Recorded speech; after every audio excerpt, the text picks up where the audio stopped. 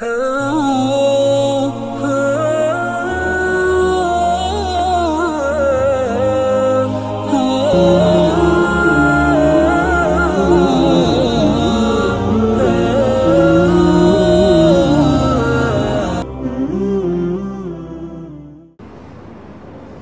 کبھی تفصیل میں اس قصے کو نہیں سنا سکا کہ میرے جذبات میرے اوپر غالب آ جاتے ہیں، میرے الفاظ بکھر جاتے ہیں، ٹوٹ جاتے ہیں، میرا بند ٹوٹ جاتا ہے۔ لیکن اس کی متھ کیا ہے؟ یہ کیوں ہوا؟ یہ کیوں ہوا؟ یہ اس لیے نہیں ہوا کہ 10 دن رو پیٹ کے تم چھٹی کرو، اس لیے نہیں ہوا۔ ایک سبق ہے، ایک پیغام ہے کہ اللہ کو راضی کرنے کے لیے اتنی بازی لگانی پڑے تو لگاؤ۔ بھوکے پیاسے، کہ گرمی کے روزے آتے ہیں 12 گھنٹے پیاس میں آدمی تڑپ کے رہ جاتا ہے۔ تمہیں خبر ہے میرے نبی کی اولاد 72 گھنٹے پیاسے، پیاس کی شدت، پانی کا قطرہ نہیں، اور آگے انسان کی شکل میں درندے کھڑے ہوئے ہیں۔ جب سارے جان نثار شہید ہو گئے، تھوڑا سا سنا بھی دیتا ہوں، جب سارے جان نثار شہید ہو گئے تو پیچھے اہل البیت رہ گئے۔ اہل البیت، سب سے پہلے شہید کا نام بتاتا ہوں، مسلم بن اوسج، جو امام صاحب کے، امام علی مقام کے قافلے میں جو پہلے شہید ہیں، مسلم بن اوسج۔ اور ان کی طرف سے جو 2 پہلے قتل ہوئے، سالم اور یسار، اور ان کو قتل کرنے والے تھے عبید اللہ بن عمیر الکلبی۔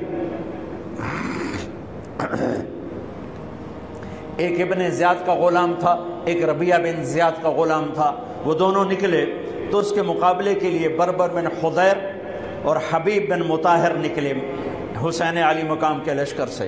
تو عمیر بن وہب کلبی وہ کوفے سے اٹھ کے آئے تھے، کوفے سے بیوی سمیت آئے تھے، بیوی کا نام ام وہب، حبشی تھے۔ کہنے لگے مجھے اپنے اوپر قربان ہونے تھے، میں اکیلا ان دونوں کو کافی، ان دونوں کو ہٹا دے۔ اور ننگے بدن تھے، ننگے بدن، جسم پہ کچھ نہیں۔ کہا میں تو مرنے ہوں، میں کیوں زیرہ پاما جو میں جیونا ہے، میں تو مرنا ہے۔ ننگے بدن تھے۔ تو ان کی بیوی نے کہا ان کو جانے دیں، ہم دونوں نے آپ پر قربان ہونے کی نیت کی ہوئی۔ ہم نے کہا اچھا اللہ تجھے جزا خیر دے، جاؤ۔ تو اس اکیلے نے دونوں کمبختوں کو جہنم میں پہنچا دیا، سالم اور یسار۔ تو ان میں سے ایک آدمی بولا یہ مرنے آئے ہیں، اگر اکیلے لڑو گے تم سب کو مار دیں گے، اور تسی تو جیون دے طلبگار ہو، مرن دے طلبگار ہیں، مرن والے نو مارنا کوئی سوکھا کام ہوندا ہے۔ وہ ان پر کٹھے حملہ کرو۔ پھر حملہ عام ہوا تو پہلے شہید ادھر سے مسلم بن اوسج، جب وہ گر رہے تھے تو کہہ رہے تھے حسین کی حفاظت کرنا جب تک سانسوں میں سانس باقی۔ آپ کے لشکر میں ادھر زہیر بن القین، یعنی رائٹ سائڈ پر زہیر بن قین ایک چھوٹا جھنڈا، لیفٹ سائڈ پر حبیب بن مظاہر ایک جھنڈا، درمیان میں آپ کے بھائی عباس بن علی جن کے ہاتھ میں بڑا جھنڈا تھا، اور بڑا نشان کا جو علامت تھا وہ عباس بن علی کے درمیان میں تھا۔ 32 گھوڑ سوار تھے اور 40 پیدل تھے۔ جب انہوں نے پہلا حملہ کیا تو 32 نے 3000 کا منہ پیچھے کر دیا۔ تو ابن زیاد نے کہا پہلے ان کے گھوڑوں کو مارو، ان کے گھوڑوں کو مارو۔ تو 500 تیر اندازوں نے کٹھے ان کے گھوڑوں پہ تیر چلائے، تو سب کے گھوڑے گر کے ختم ہو گئے۔ پھر ساری پیدل ہو گئے، تو پھر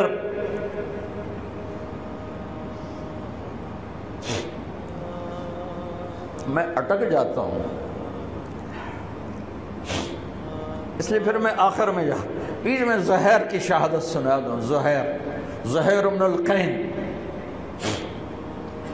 جب نماز کا وقت آیا، ظہر کا وقت داخل ہوا، تو آپ نے اشارہ کیا زہیر یہ شمر سے کہو نماز پڑھنے دے۔ ہاں، اگر 1439 سال میں نماز کی معافی ہوتی تو اہل کربلا کو ہوتی، لیکن حسین نے سجدے میں سر رکھ کے بتلایا کہ نماز نہیں چھوٹ سکتی، سر کٹ سکتے ہیں۔ تو انہوں نے آگے ہو کر کہا کہ بھائی نماز کے لیے جنگ روکو۔ تو کوفی لشکر کا ایک سردار تھا حسین بن نمیر، اس نے کہا تمہاری تو نماز قبول ہی نہیں ہوتی۔ تو انہوں نے کہا لعنت تجھ پر، تیری نسلوں پر، جس گھر کی تو فعل نماز ملی انہی کی نہیں ہوتی اور تمہاری ہوتی ہے۔ تو واپس آ کر کہنے لگا کہ وہ نماز کی اجازت نہیں دے رہے۔ فرمایا نماز تو نہیں چھوٹے گی نا۔ یہ فیصلہ آباد والوں کو نہیں، 7 بر اعظم کے ایمان والوں کو پیغام ہے کہ زیر خنجر بھی یہ پیغام سنایا ہم نے، نماز نہیں چھوٹ سکتی، نماز نہیں چھوٹ سکتی۔ اللہ کی قسم کوئی مسئلہ نہیں تھا اگر یہ چھوڑ دیتے۔ جنگ سے پہلے آنکھ لگ گئی، آنکھ کھلی تو ہنس پڑے۔ بہن نے پوچھا ایک ایڑا ہاسے دا ویلا ہے، موت سر تے کھلوتی ہے۔ فرمایا بہن ابھی اللہ کے نبی کو خواب میں دیکھا ہے، کہہ رہے ہیں بیٹا میں لینے کے لیے آ چکا ہوں، موجوں ہو گئی، لینے کے لیے آ چکا ہوں۔ چھوڑ دیتے تو پھر گلستان کالونی والوں کو بھی گنجائش مل جاتی، چھٹی جا سکتی ہے۔ 6 بر اعظم کے انسانوں کو پیغام دیا کہ ٹکڑے ٹکڑے ہو جاؤ، نماز نہیں چھوڑ سکتی۔ فرمایا آدھے نماز پڑھو آدھے جنگ کرو، صلاۃ خوف۔ آدھوں نے نماز پڑھی آدھوں نے جنگ کی۔ 15-20 تو پہلے شہید ہو چکے تھے، پھر آدھوں جنہوں نے نماز پڑھی تھی انہوں نے جنگ کی اور دوسروں نے جا کے نماز ادا کی۔ اثر سے پہلے سب جب زہیر گرنے لگے تو انہوں نے حضرت حسین کے کندھے پر یوں ہاتھ مارا، گرتے گرتے اقبل ہدیت ہادیا مہدیا اليوم تلقى جدك النبي حسنا والمرتضى عليا والشهيد الجعفر الكمية واسد الله المحيا۔ ہاں آگے بڑھ، تیرے لیے تیرا نانا پھولوں کے ہار لے کے کھڑا ہوا، آگے بڑھ، آج تیری ملاقات کا دن ہے۔ آج تو اپنے بھائی حسن سے ملے گا، باپ علی سے ملے گا، چچا جعفر سے ملے گا، اسد اللہ حمزہ سے آج تیری ملاقات ہے۔ ان اشعار کے ساتھ آپ نے جان اپنے اللہ کو سپرد فرمائی۔ جب سارے جان نثار ختم ہو گئے، اب اہل البیت کی باری آئی تو سب سے پہلے آپ کے بیٹے علی الاکبر نے تلوار اٹھائی، گا ابا جان آپ سے پہلے مرنا چاہتا ہوں، آپ کو مرتا نہیں دیکھ سکتا، آپ سے پہلے مرنا چاہتا ہوں، مجھے اجازت دیجیے۔ ہم نے کہا بڑھو اللہ کے نام پر، جا ملو اپنے اجداد کے ساتھ۔ تو بڑے حسین تھے علی الاکبر، جس طرف گئے وہ آگے آگے، کوفی آگے آگے، یہ پیچھے پیچھے، تو 1 اور 3000 کیا مقابلہ تھا۔ آخر خاک و خون میں لوٹائے گئے، تڑپ کے گرے۔ تو پھر حسن کے بیٹے قاسم کا چچا، میں نہیں جانا، اس قافلے میں، اس حسینی قافلے میں اہل البیت وہ 17 قتل ہوئے، ان میں سب سے حسین قاسم تھے، قاسم بن حسن، قاسم بن حسن۔ جب ان پر تلوار کا وار پڑا تو ان کا ہاتھ کٹا اور نیچے گرے تو انہوں نے کہا یا اماں، ہائے چچا۔ تو حضرت حسین زخموں سے چور ہو چکے تھے، لیکن اس سے بجھتی شمع بھڑکتی ہے، اب زخمی شیر کی طرح لپکے اور کائی کی طرح مجمع کو چیرا۔ جب وہاں پہنچے تو وہ ایڑیاں رگڑ رہے تھے اور خاک و خون میں لت پت تھے، تو اٹھا کے سینے سے لگایا، ان کی آخری ہچکیاں ان کے سینے پہ ختم ہوئیں۔ کہنے لگے بھتیجے آج تیرا چچا بڑا بے بس ہے، آج وہ تیری مدد کو نہیں آ سکتا ہے، لیکن ایک دن آنے والا ہے جب تیرے نانے کی عدالت میں فیصلہ ہوگا۔ پھر ان کی لاش کو اٹھایا،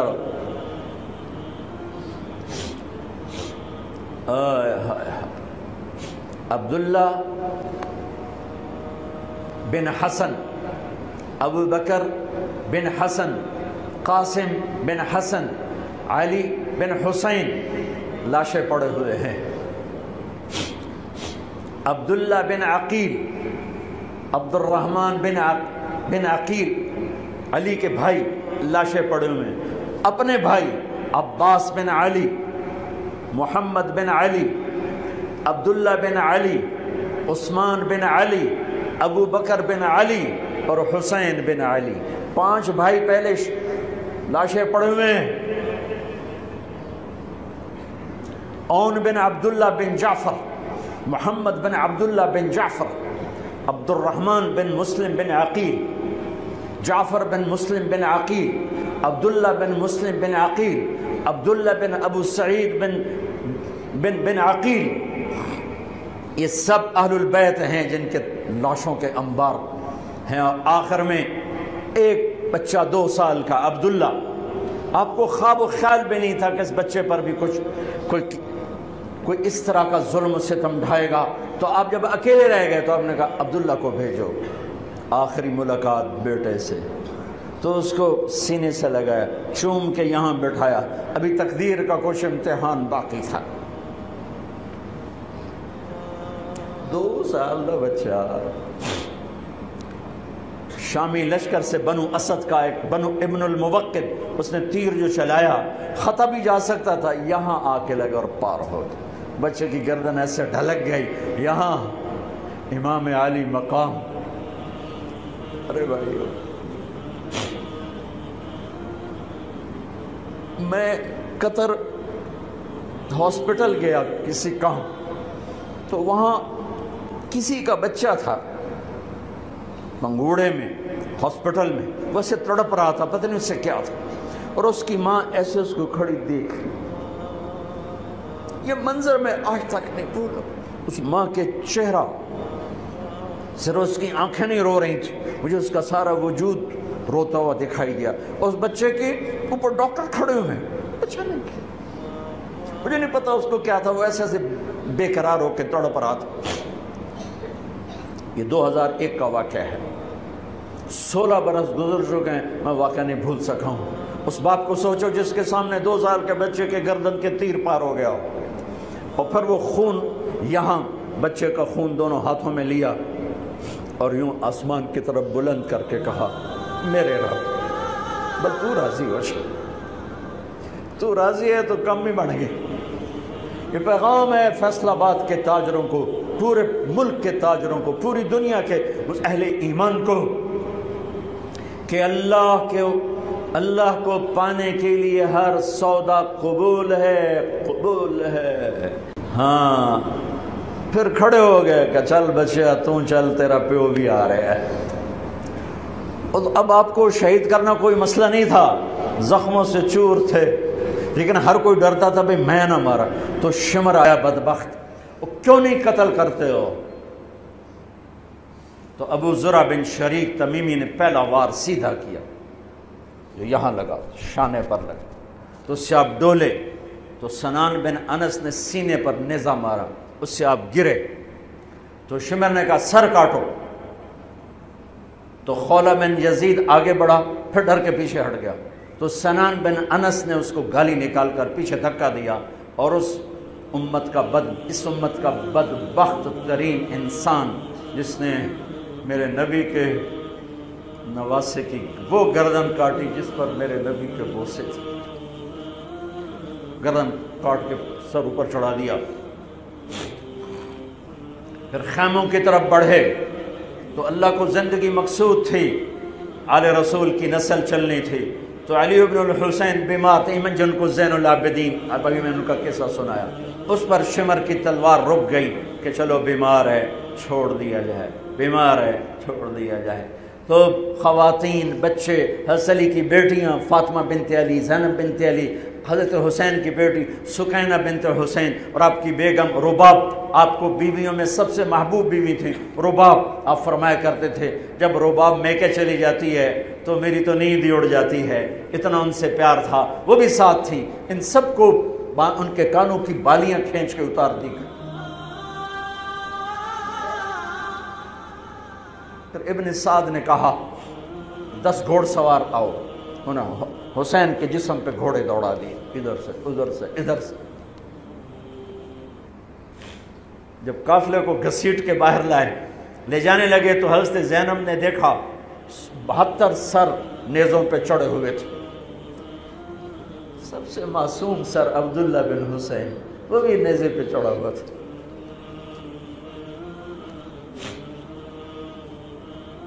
ہم نے کربلا کو افسانہ بنا دیا، یہ کمائی کا ذریعہ بنا لیا۔ یہ ایک پیغام ہے طبقات امت کے لیے، مت ضمیر بیچو، مت ضمیر بیچو۔ ٹکڑے ٹکڑے بدن۔ تو حضرت زینب کی زبان سے چند الفاظ نکلے جنہوں نے، آپ حیران ہوں گے، کوفی لشکر والے رونے لگے جو ابھی قتل کر رہے تھے، ان کی آنکھوں میں آنسو آ گئے۔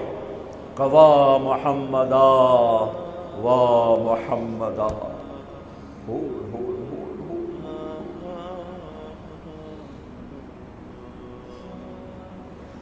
اے محمد مصطفیٰ، اے محمد مصطفیٰ، ھذا حسین بالعراء مزمل الدماء مقطع الاعضاء، وا محمدا وا محمدا، اے محمد مصطفیٰ، اے محمد مصطفیٰ، بناتک السبایا ذریتک مقتلہ تصفی علیہا الریاح۔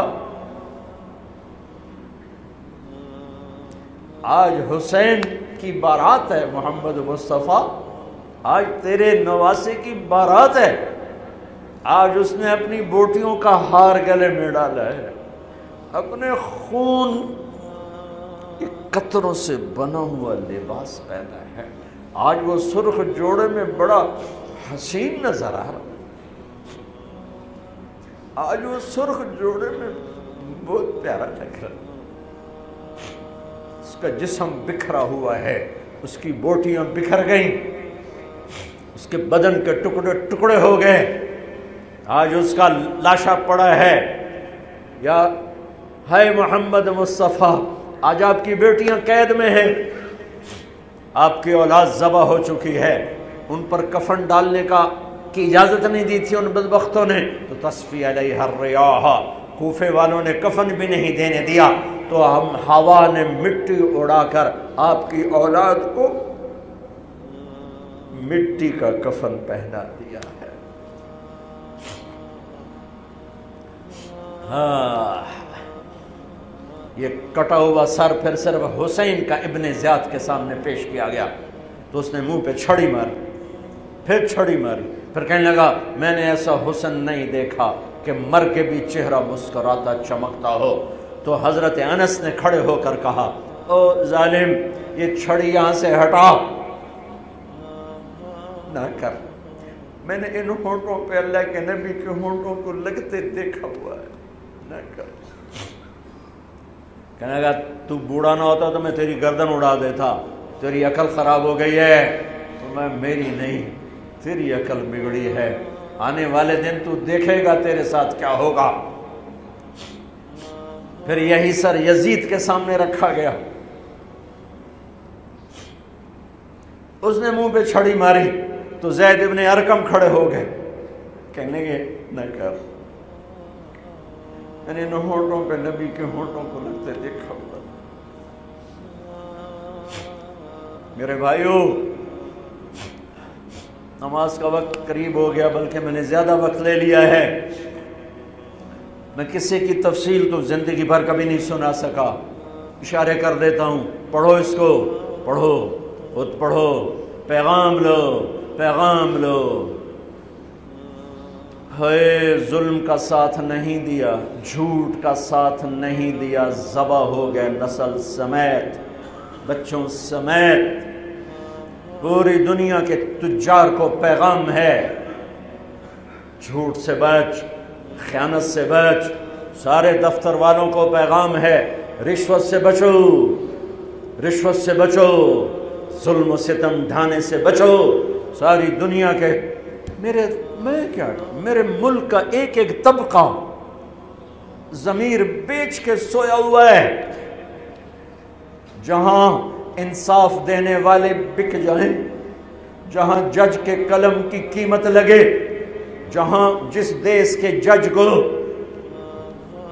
خریدا جا سکتا، جس کے قلم کو خریدا جا سکے، جس دیس کے وکیل کو خریدا جا سکے، جس دیس میں جھوٹے مقدموں کی بھرمار ہو، جس دیس کا ڈاکٹر مریض کو مریض نہ سمجھے، گاہک سمجھے،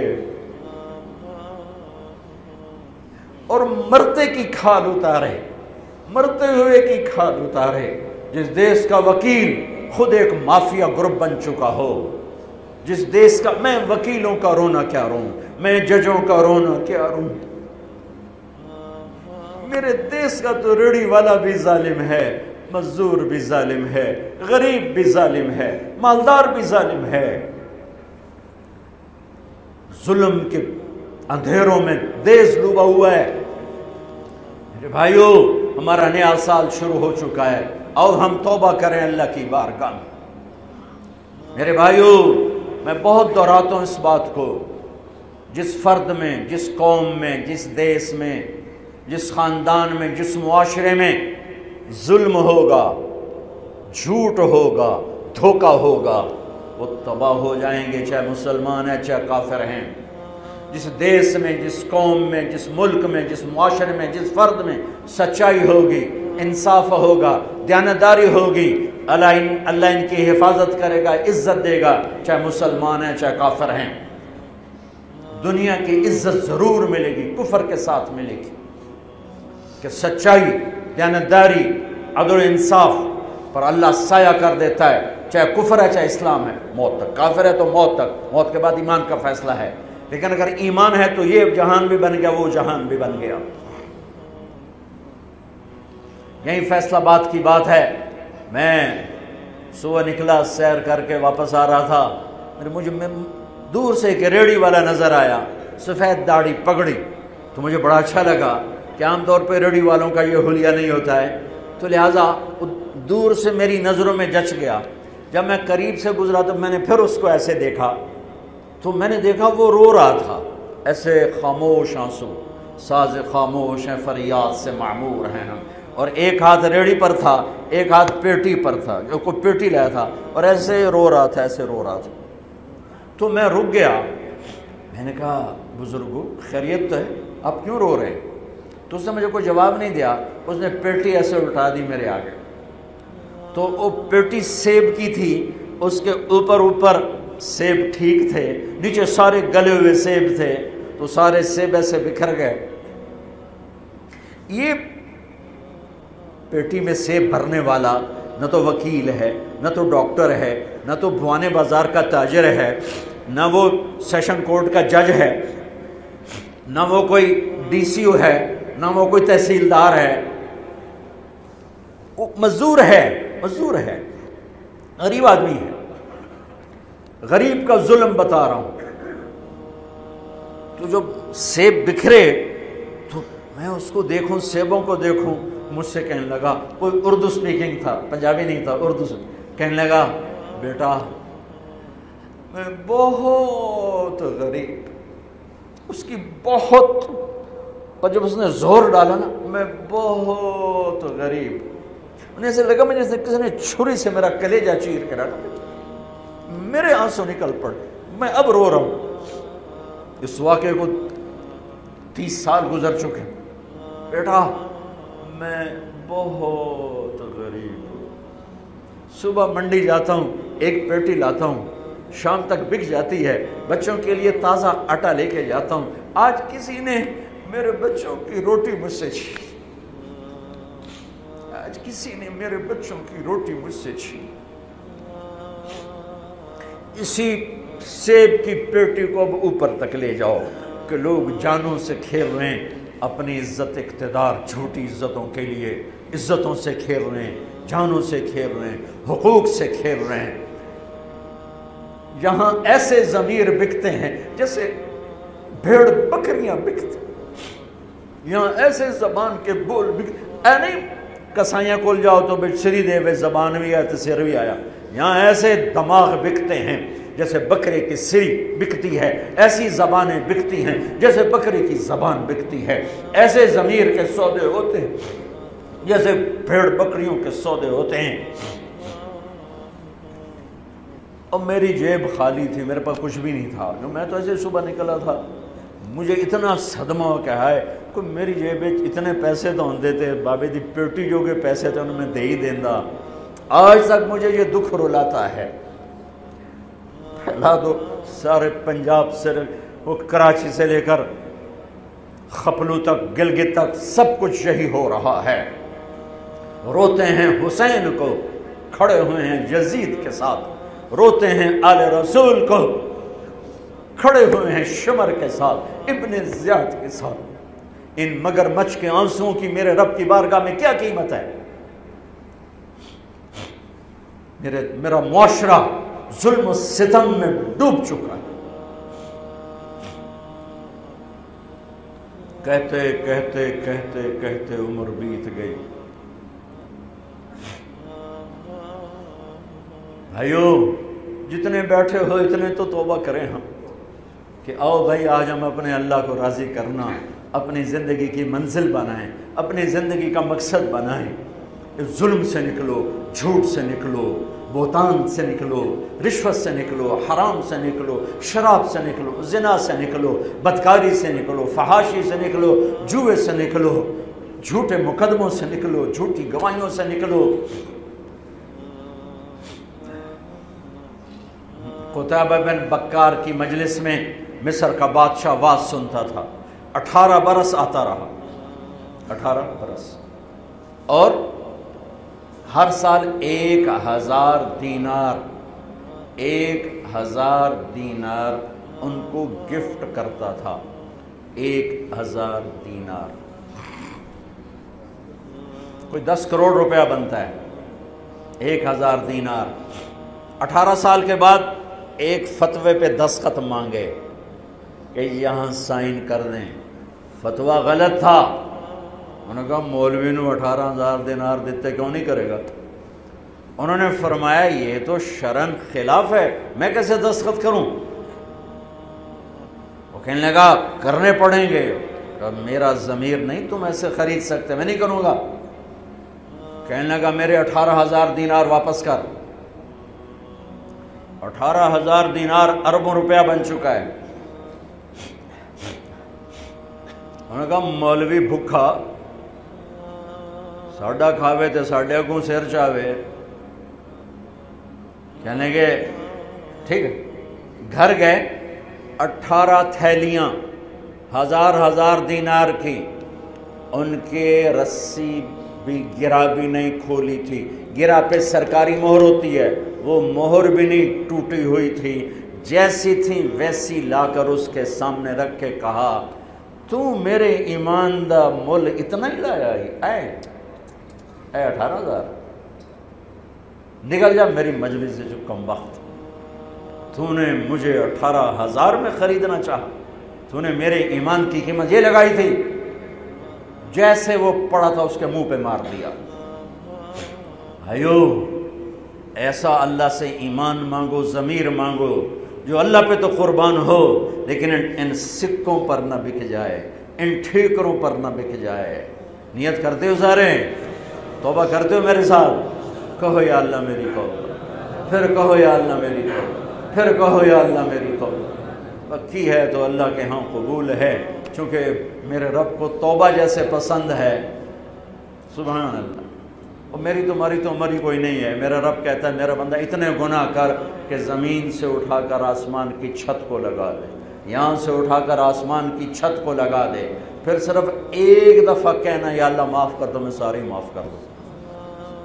ہمارے گناہوں کی تو حیثیت ہی کوئی